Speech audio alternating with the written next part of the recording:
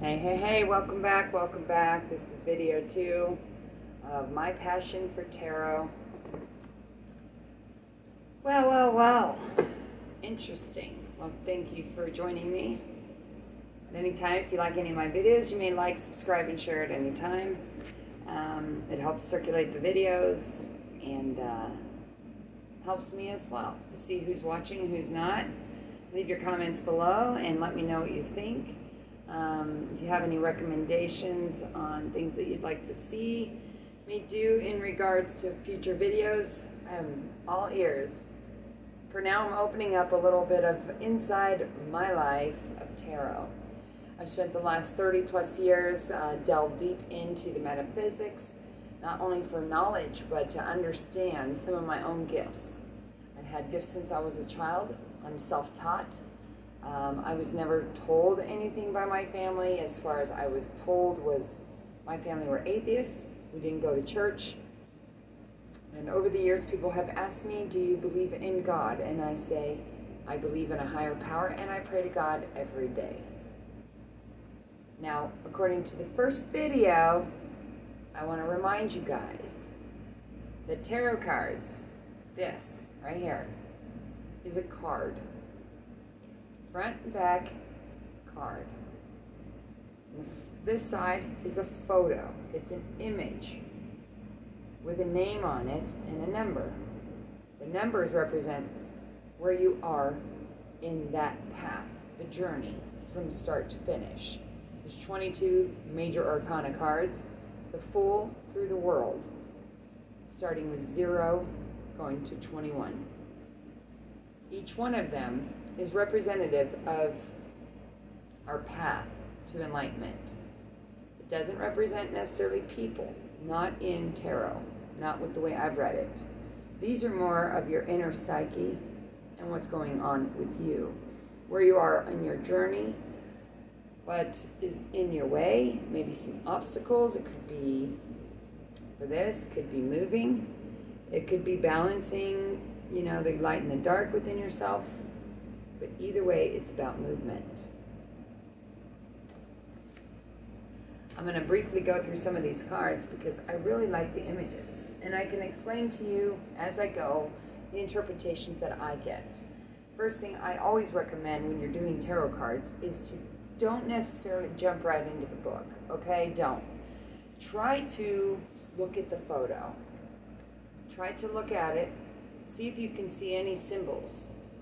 You know, most of our life going to school, we're in symbology, we're writing numbers, even in math, you're writing equations, there's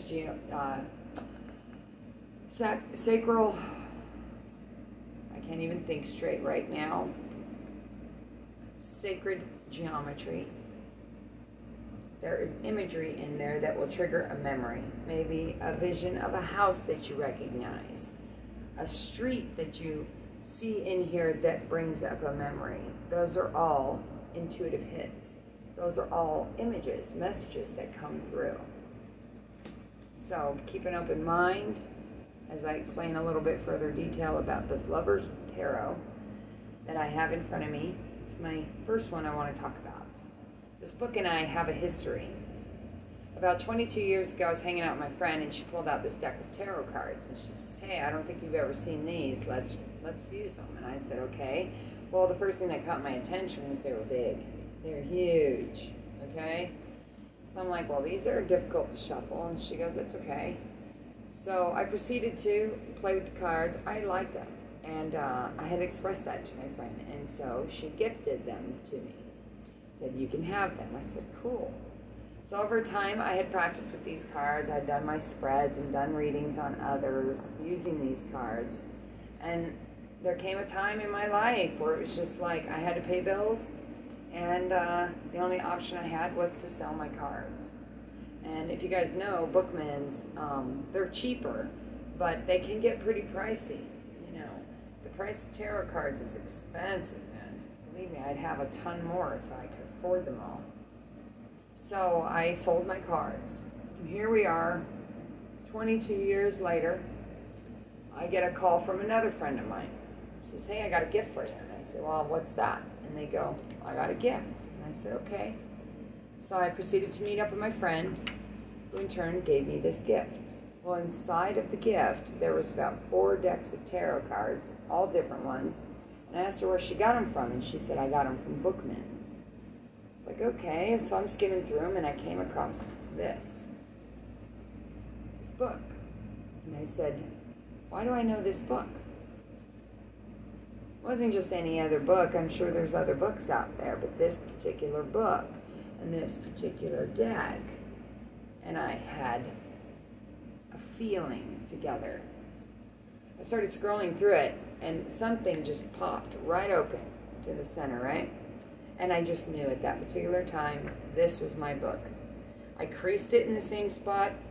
Every spot that I looked through that I used to read is there. It's creased, it's my book, man.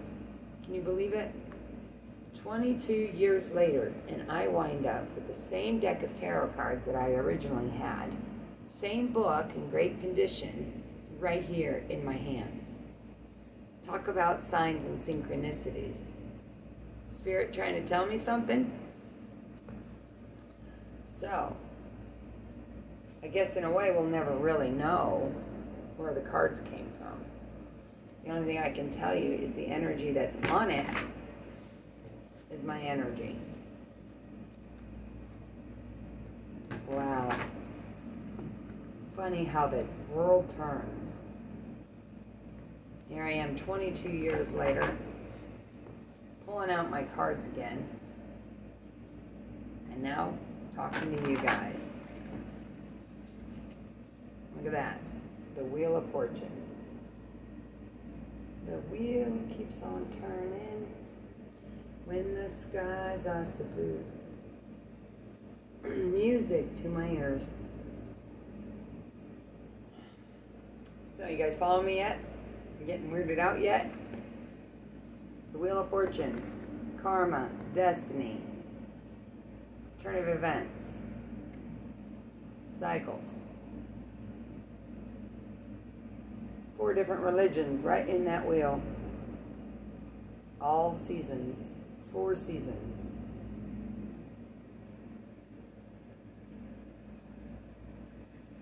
The Hierophant. This is usually viewed as a leader, maybe a priest, church, some kind of organization, someone that people look up to. See how they're praying down on the bottom? It's almost like he's an icon. He's not paying any mind to anybody. He's looking straight on, as in a space capsule. Just sitting there, enlightened. Kind of looks like a Oriental religion. There's different religions on here, though.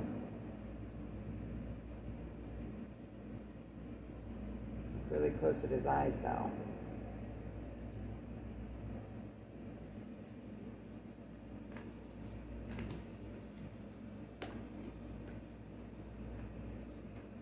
Let's see, where did we leave off? High Priestess, Empress. Lovers, about choices. This is also a Gemini card. See Cupid up there. You look at the couple, they're young, they're innocent. They are covered, so it looks like they already ate the apple from the tree of life. Maybe they were disowned by God already. Adam and Eve.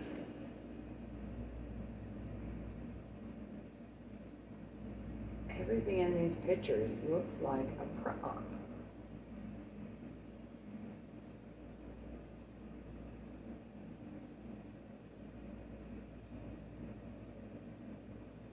Brother and sister, maybe? Kind of looks similar. Back here, it looks like maybe a domain. But why is it like tucked in? Back there. It's all like an illusion. Naked and exposed. The magician. The master at your own life, creation, new beginnings, taking an idea and creating it. Thinker, scholar, student, star, inspiration, hope. Kind of reminds me of milk and honey. Doesn't look like water coming out of that cistern, does it? It's a lot thicker. I can feel it. It feels gooey and slimy. Meanwhile, she's just content, hopeful, justice. If you look really closely, this lady looks exhausted. She looks like she's ready for another fight if she has to, but if you notice, her hand is rested with the sword. It's still pointing up as though to jab someone if she has to, or to cut a head off. She's also holding the scales, but if you notice how she's holding the scales under her fingers, as in a relaxed state, she almost looks like she's sitting up, down off of her throne, like dethroned, or maybe suffering an injustice. Could be an injustice within family, work scenario, your own life. In the background, if you notice, looks like the wheel of fortune. Let me see if I just found that one again. Hold on. Let's see, where's that wheel? Just saw it. There we go. Hold on. You see what I mean? The wheel behind her is similar to this one. Now, what did I say about this? This is about destiny, about karma. Maybe there's an injustice. For me, the shield is behind her, so it's like she's hiding or protecting herself from any enemies shooting arrows at her from behind. She's also down off of it, the throne. So to me, it kind of represents she's ready. Ready to go back or go forward. To balance the scales or fall apart. All I know is this lady looks tired. She looks extremely, extremely tired. Kind of like I feel. I like this card. The Justice is also the Libra. Libra card is the Justice. It's also 11, so it's a master number, which equals a 2, which goes back to the High Priestess, which is about instincts and intuition. Next we have the Fool.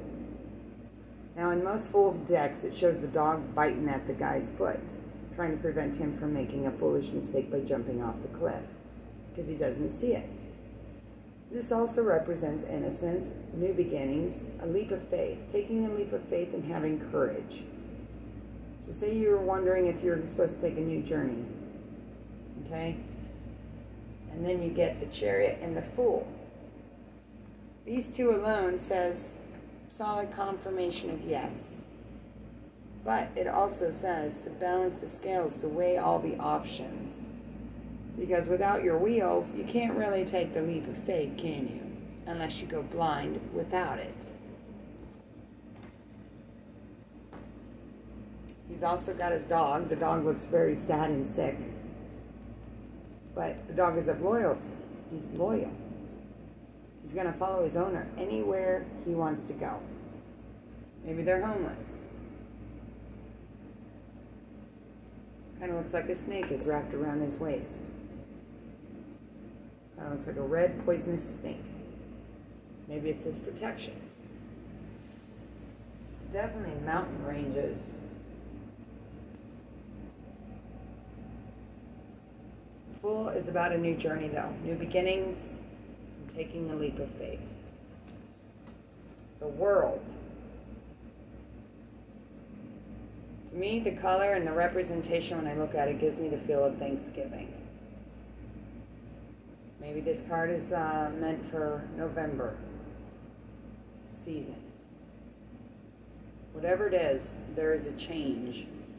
The World card is number 21, the last card in the deck for the major arcana.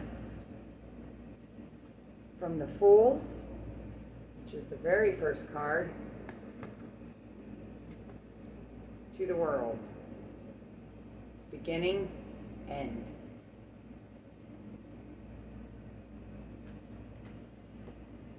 This is also worldly issues, worldly problems, taking everything on your own.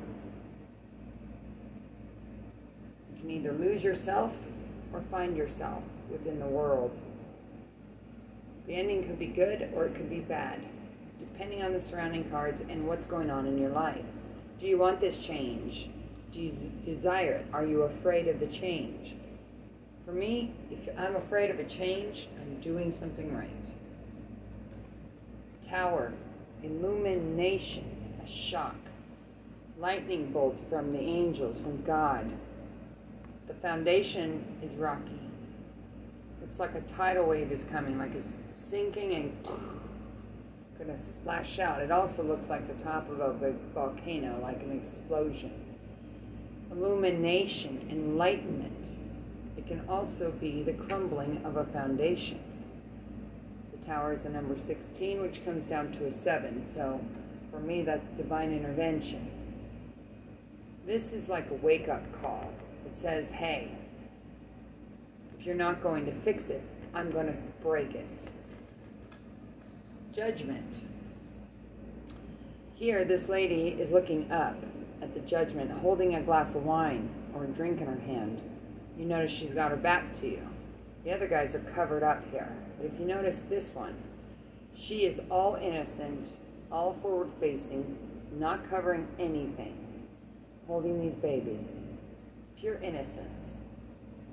Looks to me like she will be judged fairly based on decisions that she's made in all innocence.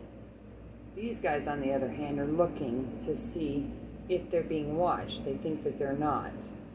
Oh, well, we won't get judged. The judgment day is upon everybody. It's also the 20, which comes down to a 2. Also, the High Priestess, intuition. The Moon, water, these emotions. See how muddy the waters are? The waves come crashing, the crab's coming out. He has to hide himself. He's in danger of any bigger predators getting him. The dogs, on the other hand, are barking at the moon, the masculine. Dogs are of loyalty, though. These particular type of dogs, looks like my dog Freya. They're beagles. Beagles are hunting dogs.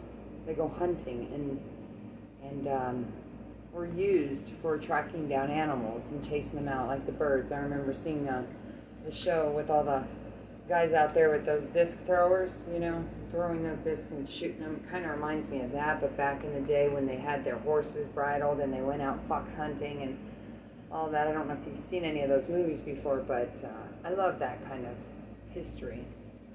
That's what it reminds me of my dog Freya, my rescue dog Freya. She was part beagle. They are very good hunters. They sniff out everything. They can find out anything. They can find a human just by their scent. To talk about illusions, secrets, and illumination. The moon is a masculine energy, or is it the feminine? The sun is masculine, the moon is feminine, so this is the feminine qualities as well. Mastering your emotions, looking into your past and into the secrets, into the darkness. This guy is like trapped in there, look. He's free but trapped. The sun, illumination, could be also summertime, children playing, a gathering, a celebration. Could be a birth of a child. It's also the number 19, which comes down to a 10, which is also the Wheel of Fortune or the Magician, depending on what your question is. So beautiful, the flowers, the celebration. like those designs that you see in the churches.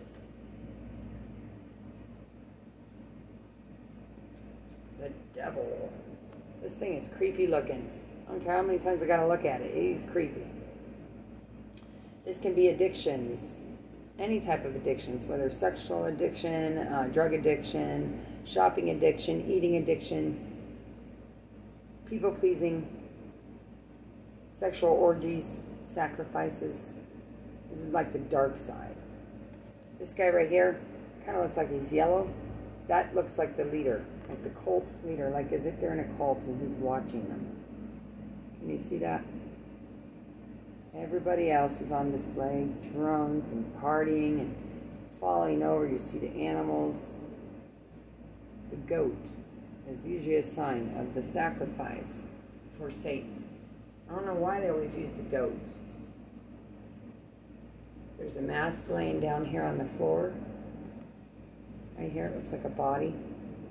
Sacrifice. So taking off of the masks, it's about exposing all the darkness. It's also breaking bonds, healing.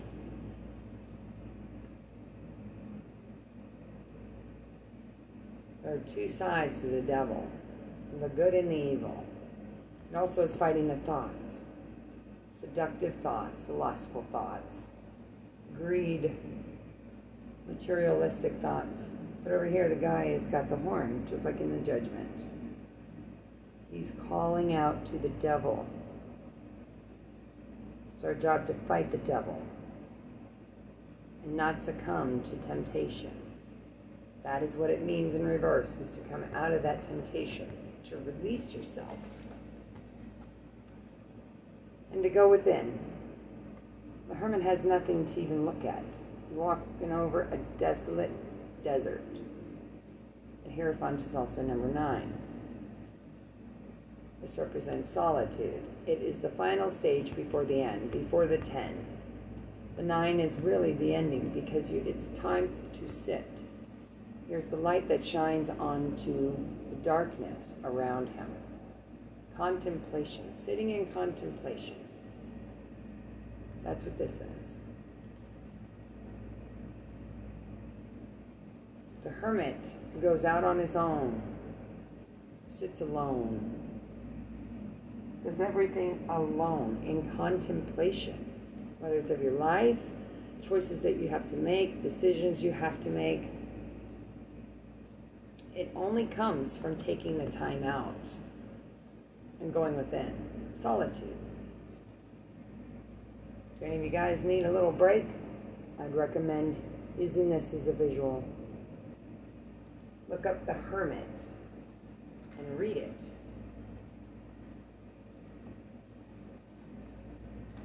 What I'm going to do is I'm going to close this reading with one card of enlightenment. See what comes out, and I will read the book real quick. I'm running out of time. I hope you've enjoyed my little interpretation of my cards with the Lover's Tarot by Jane Lyle, sorry. Let's pick one card. All right. Temperance. Temperance, temperance, temperance. What did I say temperance was about? Temperance is about balancing yourself. Temperance signifies the dynamic of continual change. A great winged angel pours liquid back and forth between two vessels. This beautiful feature, this beautiful figure is as at home in the heavens as she is upon the earth, for her wings can lift her up into the spiritual realms. An alchemical figure, she is depicted in a peaceful landscape, forever blending the contents of her twin chalices, balancing yin and yang. Temperance is linked with Sagittarius, sign of the higher mind and universal awareness, and just as this sign blends animal and human attributes, temperance unites male and female qualities. She is the essence of harmony. So it's about balancing yourself, coming to peace with yourself, the good and the bad. Resolution of conflict is promised by the temperance, who will restore balance to your life. If you have been lonely or troubled, you will find joy. If you have been exhausted, your vitality will be rekindled. The challenge, however, is temperance warns against overdoing things, against obsession, and against willfulness. It is hard for you to cooperate with others now. You may need space within a relationship or time to work alone on a special project. Take care of your health and watch your weight on the most mundane level. Temperance signifies an imbalance on the scales. So as I said, with the Justice card, the lady looked exhausted. She looked very exhausted, ready to fight, but she doesn't want to fight anymore. Inspiration and hope. Patience and temperance. Divine timing is at work here. Don't give up the fight. Keep pushing forward. Give yourself time to heal. Go within, as the Hermit showed. Do your work. Build your foundation. Sit still if you have to. Look at all the options. Balance yourself. The yin and yang, the Gemini twins, the light and the dark, the lift the illusions. Look deep into your past, into your subconscious. Find out what you need to heal and judge appropriately. The wheel of destiny is turning. Secrets will be kept or exposed depending on the necessity of the times, because death and change and transformation is upon us.